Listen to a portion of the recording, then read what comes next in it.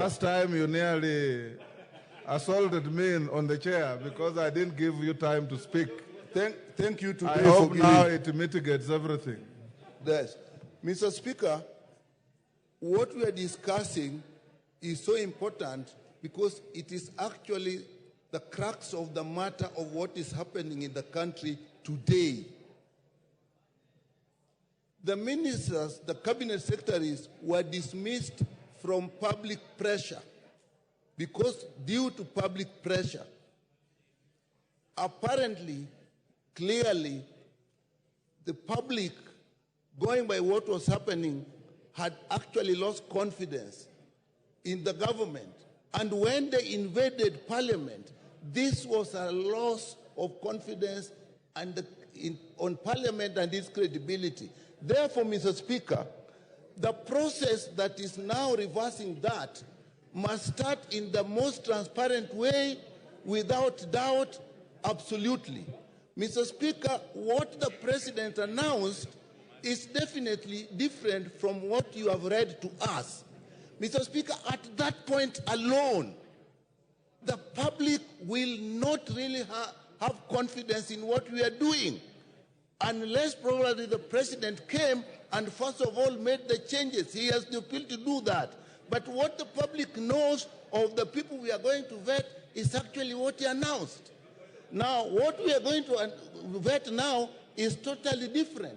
Mr. Speaker, what the people believe, whether they are right or wrong, is important. People act from their belief. And when they were running and attacking at the National Assembly, it is arising from their deep belief that we do not represent their interest, we are not credible to them. Therefore, Mr. Speaker, I find, and you really need to clarify this, why the list you have read to us is different from what the President read. We are starting from a very weak point on that basis alone, Mr. Speaker. We really need to preserve this country, and particularly this House. The challenges are going to be bigger. Leave alone the issue that you dismiss people and then you bring them back. The question is, why did you dismiss them in the first place? But leaving that aside, Mr. Speaker, that credibility is required. We should have the same list, Mr. Speaker. Honorable Dr. Nyikal, as a House of Parliament, we are a House of record. And the record we have is a communication from the Executive Office of the President. And it must be in writing and signed by the President. And it is right here. That is the President's signature, you can see. And that is the communication letter from the Head of Public Service. The President, like anybody else, has the right to change his mind on what he has decided. What is important is the record that comes to this House. And the record that has arrived in this House is what I have read to you. Remember that nobody will become minister, one, until and unless the President has written to Parliament, two, until Parliament has sat in committee and vetted, and three, until the whole House has voted on the report of the vetting committee. That is what is important, Honorable Nyikal. We have had cases before where members were pronounced on media as having been appointed as ambassadors, and we have received communication that shows that they have been transposed from one station to another, and we have vetted them without question. In any case, the proposed names that I've read to you are not ministers until you pass in this House. So there's nothing inconsistent. Yes, Kaluma? I thank you, Honorable Speaker. Honorable Speaker, I'm not fortunate to sit in the committee on appointments. But Honorable Speaker, let me tell the members of that committee something the High Court said a short while back as they go into that critical process before I make my last comment. They includes yours truly here. I'm Yes, the chair of that committee. You are the chair. Yes. You are the chair. And I'm your loyal assistant, Honorable Speaker. Honorable Speaker, in the year 2018, this is what the High Court said regarding public appointments under the new constitution. And I quote, Honorable Speaker, that August 27, 2010, ushered in a new regime of appointments to public office, whereas the past was characterized by open corruption, tribalism, nepotism, favoritism, scrapping the barrow, and political patronage. The new dispensation requires a break from the past. The Constitution,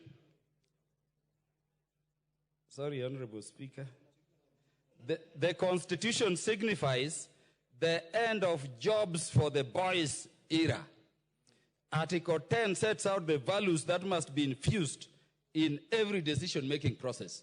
Honorable Speaker, I'm saying this is a critical reminder to us because we are at a point in time when the nation is looking unto this House to provide the leadership it needs. Honorable Speaker, it is for this reason that last week, even as the ODM party, independent parties of Azimio also, we sat and said that the government of Kenya belongs to all of us. And Honorable Speaker, we met as ODM and we resolved so. I'm saying this because I don't want some confusion I've seen circulating. Somebody writing saying if members of the ODM party are appointed to government, they are going on their own. We met and resolved so. And Honorable Speaker, don't say no. When the ODM party speaks, even as Azimio has spoken, Honorable Speaker, there is a tendency coming up in this country. Honorable Speaker. Honorable Speaker.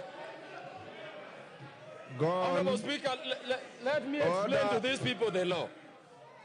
Let me explain to these people the law. I will speak. Order. Honorable Speaker. Order, honorable members. Honorable Jalas. Yes. Yeah, we want to speak. This is not a baraza in Langata. This is a House of Parliament. Go on. Honorable, let me address, Honorable Speaker, what is in Article 232 of the Constitution. It says the public service will have the face of Kenya. All ethnic communities will be there. Persons of the gender quotas prescribed under Article 27 will be there. Honorable Speaker, as a person from an ethnic community, I will not agree to a position where people say everybody is in the government of Kenya except Luos. Yet Luos also pay taxes. Honorable Speaker, I therefore want to congratulate the President for the appointment, but request the President that within the week, as soon as tomorrow, we want to see those other appointments Baba was to forward to him. And we want all of them approved. And Honorable Speaker, if that can happen, then we are going to push this thing very fast. We cannot leave anybody out. And Honorable Speaker, let me send a warning. We want to tell people sending conflicting positions from the ODM to remember that they are on an interim position in those positions. We can remove them if we resolve a position and then they contradict it. This one has to happen for the good of the nation, and we are telling the government we are ready to serve to secure that Kenya moves properly. Thank you, Honorable Speaker. Order, honorable members. Order. Next order.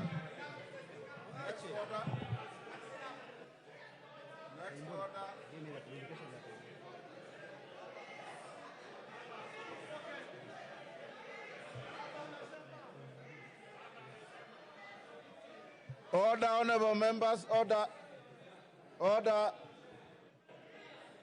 Order. That order of messages is over. Order. Honorable Winnow, take your seat. Order, honorable members. We'll now go back to order number 2, where I have a communication. The messages are over. The message on finance bill and appointments is over. Honorable members, I have a communication. Order. Order, Honorable Were. Order. This is a communication on allegations of bribery of members of Parliament.